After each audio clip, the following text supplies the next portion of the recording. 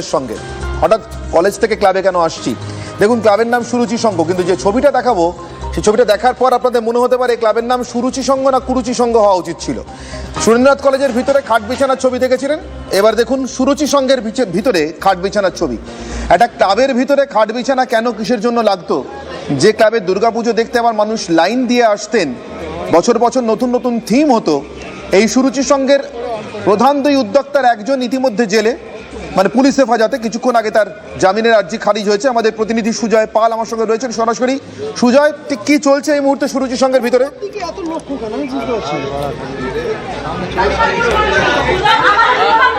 অনির্বাণ, আমি দেখানোর চেষ্টা করব একটু ছবিটা। দিদি একটু যদি সরে আসেন, আমি সুরুচি সংঘের একতলার যে ক্লাব ঘর, সেই ক্লাব ঘরের ওপরে রয়েছি। দেখতে পাচ্ছ একটা কিং সাইজ বেড, একটা প্রকাণ্ড বিছানা রয়েছে এখানে, এবং ঘরটা অত্যন্ত বিলাসবহুলভাবেই তৈরি করা হয়েছে। এসি ছিল, পিকু সহকর্মী পিকু দেখাবে যে এসি ছিল দিন কয়েক আগেই, যে এসি খুলে নেওয়া হয়েছে তার প্রকাশ স্পষ্ট। আর এখানে কি হতো সেটা বলবেন এখানকার মহিলার। দিদি একটু এগিয়ে আসুন, একটু কথা বলবো, কথা বলবো যে এই ঘরের যা বহর, একটা প্রকাণ্ড বিছানা, এসি ছিল, কাঁচ দেওয়ার, কি এটা কি ক্লাব ঘর? অবশ্যই ক্লাব ঘর নয়, সেটা তো সবাই বলবে। আপনি নিজে দেখুন না, নিচে ক্লাব ঘর, আপনি নিজে দেখুন না, নিচে ক্লাব ঘর এমন ভাবে দেখা যাচ্ছে যেন আমরা ক্লাব ঘরই ভাববো। ওপরটা আমরা নিজেরাই অবাক যে এই অবস্থা। আমরা ভেবেছি শুধুমাত্র ওই কলেজের দশাই, কিন্তু প্রত্যেকটা জায়গায় তাহলে খুঁজে পাবো। যখন অরূপ বিশ্বাস এরকম অবস্থা, তাহলে কতটা নিচু মনের মানুষ যে আমাদের পাশে থাকার থেকে, আমাদের সাধারণ মানুষের থেকে অত্যাচার করছে, আর এখানে মধুচন্দ্রিমা করছে। কতটা নিচু মনের মানুষ। আপনার তো এই আশেপাশের বাসিন্দা, এই ঘরটা জানতেন এখানে? আমি কোনোদিনও জানতাম না, আমি আজকে এসে জানতে পারছি এত লাক্সারি ঘরটা। এই ঘরটা যে আছে, কোনোদিনও এই ভিতরে ঢুকতাম না। আমরা সাধারণ মানে পাড়ার মানুষ হয়েও আমাদের এই পুজোতে ঢোকার কোনো নিয়ম ছিল না, আমরা ঢুকতে পারতাম না দাদা। আমরা যখন বাজারে যেতাম না, ঘুরে ঘুরে বাজার করতে হতো আমাদেরকে।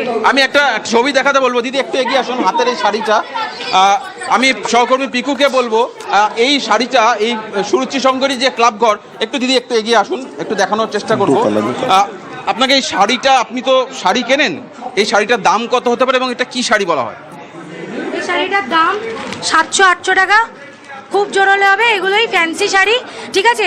এগুলো ত্রাণের জন্য রাখা ছিল। একটু এগিয়ে আসুন, একটু দর্শকদের বলুন।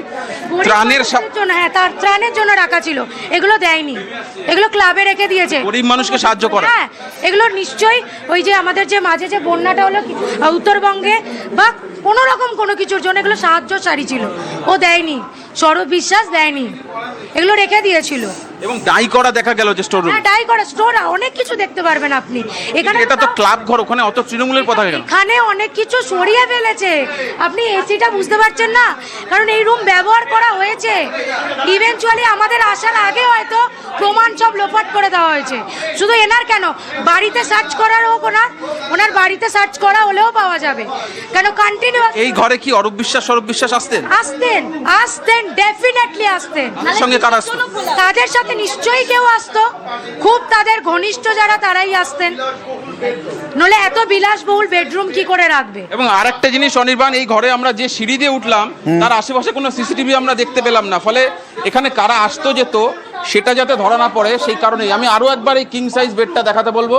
এবং এখানে এসি ছিল, এসির পাইপ সেটাকে সরানো হয়েছে, এসি খুলে দেওয়া হয়েছে দিন কয়েক আগে।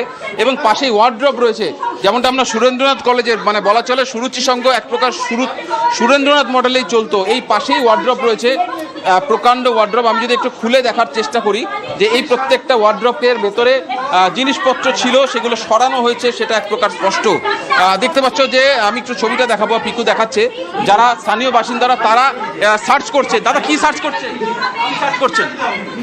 অনেক কিছু অবৈধ জিনিস আছে রাখা এই ঘরে। এত সুন্দর উনি পার্টির নেতা, নিজের শুধু স্বার্থ বুঝতো, নিজের সব গরিব মানুষদের জিনিসপত্র আটকে রেখেছে। গরিব মানুষদেরকে দিনের পর দিন অত্যাচার করতো, মারধর, তোলাবাজি, টাকা দিবি, ঘর বানাবে গরিব মানুষ, নিজের ঘর